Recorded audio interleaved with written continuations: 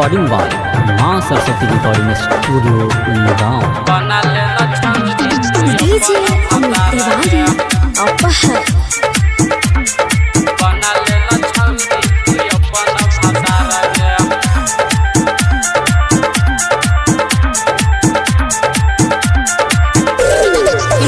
छौरी करही न माना कर छियो प्यार छियो तोहर दीवाना कर छियो प्यार छियो तोहर दीवाना दो जना दिल छौरी करही न माना कर छियो प्यार छियो तोहर दीवाना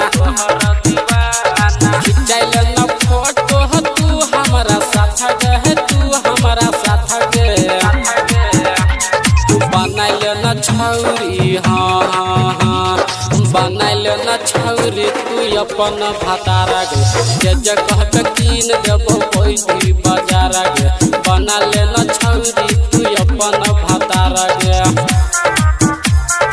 बनाइल न छौरी तू अपन भतारा रिकॉर्डिंग बाय माँ सरस्वती रिकॉर्डिंग डीजे अमित तिवारी अपहर नहीं है तो जान गे कोनो परेशानी छियो हमरा जे तू बन जोगे रानी छियो हमरा जे तू बन जोगे रानी नहीं है तो जान गे कोनो परेशानी छियो हमरा जे तू बन जोगे रानी कोई लच्छो पागल तोहर मीठा मुस्कान गे मीठा मुस्कान गे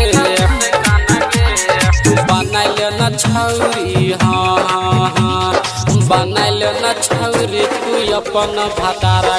गे जे कहत कीन देबो पैसी बाजार गे बनाइल न छौरी तू अपन भतारा गे बनाइल न छौरी तू अपन भतारा गे रिकॉर्डिंग बाय माँ Saraswati recording DJ studio Amit Tiwari अपहर दिल से तोरा जान चाहे छियो गे देख देख के सूरत तोहर जीवै छियो गे देख देख के सूरत तोहर जीवै छियो गे दिल से तोरा जान चाहे छियो गे देख देख के सूरत तोहर जीवै छियो गे जीवै छियो गे संजीव सागर संगे तू रहबे खुशहाल गे रहबे खुशहाल गे बनाइल न छौरी बनाइल न छौरी तू अपन भतारा गे जे कहबे कीन देबो पैसी बाजार गे बनाइल न छौरी तू अपन भतारा गे।